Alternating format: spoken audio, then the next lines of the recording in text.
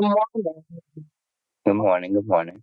Morning. Welcome to the Challenge and the Women in Daycare. My name is Tashieanna O'Connor, and today we have Tone Dorsey, and you can go ahead and introduce yourself. Hello, everyone. My name is Tone Dorsey. I've been working in the social work field for about 10 years now. It's crazy to say that, but yeah, I have a plethora of experience and I do enjoy my work. What are some of the challenges you face as a social worker, and what would you like to see in place to help you and across the board better at your job and the dilemmas with it?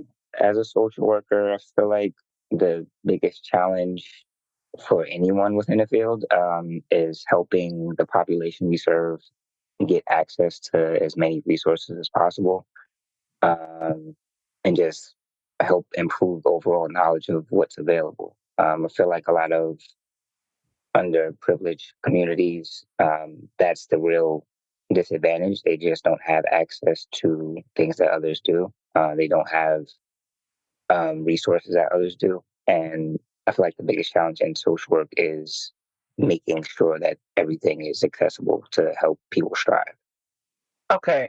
You said like access like others do. Okay. In order to get those access, what would you like to see in place? What would you like to tell your Senate, your governor, your mayor, or your Congress? What would you like to tell Congress if you have a one-on-one with them? Well, what message would you like to send to them for inner city kids? Essentially, they make up the population that you serve. A lot of times they're unseen and their voices need to be heard. The groundwork is it's there. It's just the matter of putting in effort to make sure that these communities have that access as stated. So I guess a message I would say to them and something I would like to see is more effort being put into programs and resources that are actually going to help issues that are going on in the streets, such as violence, food insecurity, things of that nature. Just having better access and more knowledge around what's available in the community. And your realistic experience. And you said earlier that you work for like college students. What are Yeah. some challenges about helping those students that you face? So with my team, I help the students like find jobs and internships and things of that nature. I would say the biggest challenge is trying to help students stay focused on their career path and things that interest them. A lot of times, college students just try to find a job, whether it's in their field or not, and it does them a disservice in the long run. So, yeah, just putting them within their network and making sure that they're gaining experience, valuable experience within the field that they want to pursue after they graduate college. I know you say students. So what are some of the difficult conversation you have with the parents or the challenges situation with, and how do you handle it? How do they handle it? Are you? So with the college students, we don't necessarily speak to too many parents. We do communicate with their agencies just to make sure everyone is on the same page regarding any struggles that the student is facing. A lot of times it may be dealing with their housing or a roommate. They do have their personal issues that they deal with, and a lot of times we support them through crisis. But for general challenges, I would say staying focused with a lot that's going on in their lives. As stated, they are in foster care still and still like trying to figure out long-term plans post college. So yeah, just figuring out like permanent housing, um, their post grad plans as far as employment, um, and yeah, just connecting them with peers within their network. A lot of them attend the same schools, but are not even aware of their peers because lack of communication. So we try to help them connect this in as many ways as possible. Earlier you said that you like extra help with that. In order for them to get that extra help would mean extra funding, correct? So with extra funding in place, And I know in New York City and versus Connecticut, New York City has a larger population than Connecticut does. What extra funding and how would you say that they could allocate those funding toward what special program that you like to see in place that these inner city children don't have? If they just said, okay, agree on the funding, what are the ideas that you would give them? More funding around connecting students with people within their field, whether it's something arts and entertainment, whether it's medical field, just connecting students no matter age, like because you can express interest in a certain field as early as your high school years. So just like pretty much making sure that they are connected with people within their field, having a certain network, curating events where there's like meet and greets, internship and job opportunities, so that way they can connect and gain experience, like hands-on experience within the field that they're trying to explore. Because at the end of the day, we all want people to love their job and be productive members of society. And again, you said you help with housing, I think, for housing, right? Yeah, so the students that apply to our program, they pretty much have like an option to live on campus. There's other like college housing options for them. Those can be a bit expensive as well if we're talking about like funding and just comfort level. So yeah, supporting with that is, I wouldn't say it's a challenge, but it can improve as many things can. When it comes on to children that you face that don't have the funding versus children that do have the funding, what is the dilemma that you see between those two? And I know that what's the dilemma you see between those two? Like I have the funding to send my kids there, but they don't have the funding. Um, that's tough in my program circumstance, mainly because the only way they kind of like not have the funding is if they exhaust their benefits, pretty much like essentially like taking a long time to finish college. So like they're allotted a certain amount of time, aka credits per semester in regards to like funding and coverage. So if they're say we're expected to see them in school for 16 semesters and then they end up taking a little bit longer than that, like maybe 18 to 20. That would be a situation where benefits are exhausted and we have to find another option for them. Okay, and what's the qualification for someone to get into this program if they were interested in going to the program that you're associated with and the Mm. college? Is there some kind of requirement for the student that you are, transition in from high school to college? And if Um, they did get in college, what is the requirement for them to maintain and stay in your program? right. So the requirement is that you have some type of history in foster care or currently in foster care. You're currently enrolled in school or have applied to school and been accepted, because we pretty much track students' transcripts and whatnot to make sure that they're eligible for benefits.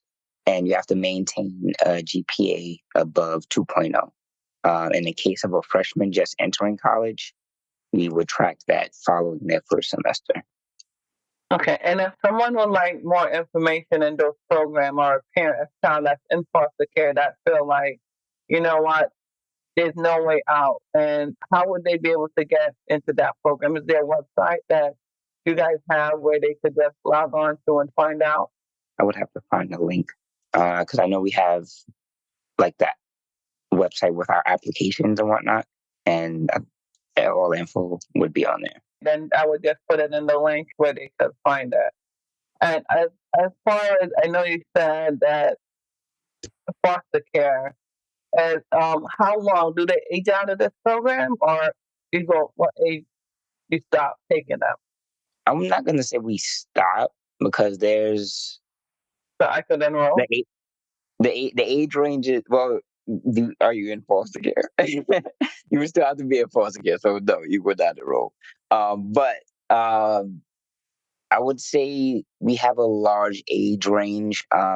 The oldest, I guess, student we have is maybe like 28. So yeah, it's It's all a matter of how long you're in school and how far you're trying to take your education. We don't support with post grad like support, but pretty much bachelor's, associate's level, we support throughout that process. Wow, that's great. To 28 years old, you support to 28. That's awesome. I've never heard of that program at all. And I know a lot of people have not. And this would be great for them. That's are in foster care, that's are in the city, and want to know more about it and would like to find a way how to know about it. How do you guys get fund? Is the fund come from the state or is it federal funded? It's from ACS. That was like the expanded part of the program. So I think it started back in 2022. Mayor Adams and ACS, I guess, collaborated and started an initiative, and that brought the extra funding in regard to having more housing options and things like that.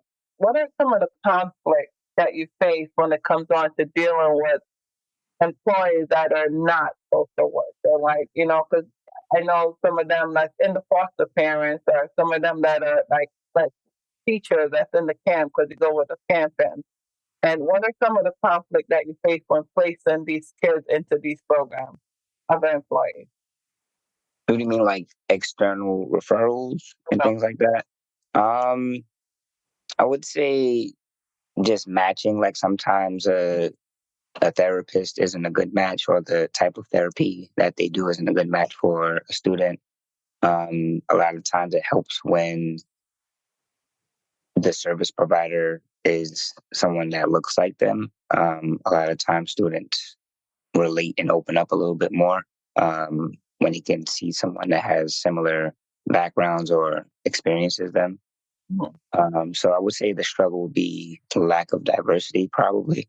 If you find it difficult bad behavior within those children, how do you handle it? If I find it difficult for what? Difficulty and the difficult and bad behavior with them. Say, for example, because of course in foster care, some of them Mm. have challenges, some of them don't. And you find these bad behavior, how do you handle it? Because I know you guys get burnt out just like every other job. You get overwhelming experience. So how do you handle these? I would say just practicing self care, like as employers, and discussing that with employees, making sure that there's an open path of communication, like between peers and supervisors, making sure that pretty much there's like an open door to express any concerns or any uh, feelings of fatigue or burnout. We always encourage staff to take time off when needed. As stated, this job can get overwhelming as any other job can. So I feel like the difference in companies in handling that is essentially being more employee centric and being aware of the issues that employees face, especially when taking on the concerns and issues of others. So Say, what are some advice would you tell someone that are in that situation? And how would you tell them, okay, they're looking for foster care, they're looking for colleges, they're looking for help. What advice would you tell them? connect with whatever resource that they currently have, and have conversations, express what they're interested in. There's always an option and a pathway. It's just a matter of communicating with the right people.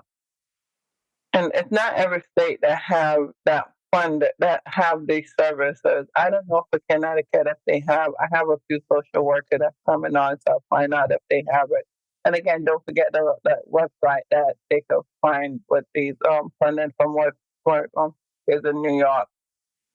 If you had to sit down, right, and you have this one-on-one, and our governor, your legislator asking you to tell them that describe a day of your job for me, your most difficult day, your most difficult time. What would you say? How would you describe it to them? I would say either around the holidays or like the end of the spring semester when students are like looking for jobs. Holidays they tend to be difficult for youth in foster care just because of the whole family aspect and being, I guess, reminded that they're not with family that they were born into. Um, I feel like a lot of incidents occur around holiday time, seasonal depression, things like that. As far as the spring semester and the job market, a lot of students panic when they're ending their school year and don't, I guess, they don't plan effectively in regard to job searching and things of that nature. And sometimes it puts them at a default where they're like, I'm stuck here because I waited too long. And I would say the solution to that is being proactive. The best way to find a summer job is start communicating as early as March with your service provider, whoever resource, and that way they can connect you with someone because there's plenty of like summer internships and job opportunities out there. And what would be your best day? What would your best day look like on the job? Best day when we have a career event and there's a bunch of attendance and everyone feels fulfilled and connected, opportunities to network, opportunities to update their resume, apply for jobs. Um, yeah, I would say a great event with a lot of networking would be one of the best days. And last but not least, and what drives you to become a social worker so young you are? I guess growing up in an underprivileged community myself, and I guess being blessed to have a mindset to overcome certain obstacles, I just wanted to be able to give back and provide a sense of hope to the people that I grew up around and similar people, Be a role model for them in that sense. Okay, pretty much. so you're saying that you like to see basically more funding towards more job opportunity. If I recall, if those children complete the finish that semester and they go once, if you get, for example, 16 semester and they go 18, 17, because they know people have difficulty. Like you said, they're in foster care, there's time that they get depressed and then that depression demotivate them, which we all do, not only because they're in foster care. We are human. Everyone does. Whether they grew up in a perfect home, and there's no such thing as perfect. We all have imperfection. We get that setback. So they go through that setback, and there's no funding. Then you would like to see extra funding in that sense. That's what you're saying. You like to see the governor the extra funding aside for people that have setbacks. And everyone, as we know, have different learning patterns, right? Um, Absolutely. different learning patterns. But if what would take you probably 6 weeks would take me probably 20 weeks, and Right. if I exhaust that 6 weeks, then what do I do now? And how do I go about it? And that's what we like to see more funding for people like me that will sit there and be like, okay, it's gonna take me 20 weeks to finish this. I can't do it in 6 weeks. And how do you guys go about people like me? For example, I'm using me an example, not saying that it would take me 20 weeks to finish the course. In those situations, I mean, a lot of times it may be due to like life circumstances and things like that. We communicate as much as possible prior to in regard to like a student not being engaged because it's never really a situation where like a student is like meeting with their team on a consistent basis, but they're also like not doing well in school. A lot of times life just gives you a lot and you can't take it. So we also like before it gets to that point, we try to encourage students to take a break if they need to, so that way they're not exhausting their benefits, essentially being in school and not making any progress. That would be the best way to handle it. There are some situations where students are just not responsive. But what are the support for those students that's not responsive? For those students that's not just having that rough day, that wishing that they have a sense of belonging, that be like feel like, you know what, I'm doing all this and I'm doing all this for what? Why question when they have question? I mean, I know you say it's 28, but 28, me at my age is 21. No, I'm joking. we all have questions as to why, right? And we all, as human, want to have human being want to have that sense of belonging and that sense of love, affection. When they get to that moment, that difficult moment, do you guys have a counseling session that you set up for those students? I mean, outside counseling reference. I know you said earlier that some of those counselors is not a match for them. When they go and they feel like that's not a match for them, how do you guys handle that? How do you guys, make see that okay, we get your match, we progress, we check on them and see how they work. And do you have a special team set aside for those students? No, there's no special team. Everyone is trained social workers, so it's a matter of just communicating. The extent of our help really depends on what the student is communicating. We can't redirect or find a new provider if you're not expressing that you don't feel comfortable. It might be a situation where you're just not going and then you're not telling anyone why you're not going. A lot of times in social work, it's the mindset of, oh, this person has to fix this or this person has to do that, where it's really a two-way communicative relationship. Like we can't help clients if they are not communicating certain things. And the extent of that help really goes based on what's being expressed. I don't think there's anyone within the field that doesn't want to help someone. It's just a matter of the resources available and what's being expressed. So basically, we need more funding for more resources to make your job better and more for the children, those students to help them out, young adults, I should say, to help them out to further their education, the better, more support for them. Yeah, so that way they can advocate more for themselves and understand what they're going through. And well, they could do that more, like you said, more support system. And we like to see more funding for these students that feel like they don't belong. Foster care can be a tough. It's not every time you find good foster parents. I For know. sure. I know every time the first thing they like, well, they come, they have issues. They've come from a broken home, but they're human and they need love and affection just like everyone else. We want to advocate for those one that's not feeling during the holidays like they don't have it. My daughter goes to a college, and when she's in the college, she's like, "Mommy, in holidays, some of these kids have nowhere to go." And I Yeah. watched her, they cry, and it was a big shock for her because, of course, she comes from a two-parent home. God bless, when she was blessed that she's from a two-parent home on holiday, she has somewhere to go home. I wish to see, for me, I would like to see that they have a special place where these kids don't have anywhere to go, and they could spend these time with them, with each other, and have like a supportive foster mom that just foster died. I know they have like a big brother, big sister club during those holidays. I definitely encourage any type of mentorship programs for any age. I used to work with teenage youth as a mentor, but adults can also have mentors as well, especially if it's someone that's like in a career field that they're interested in pursuing, or if it's just a peer that has like a similar experience. It's always good to have someone to help guide you and be able to ask questions to.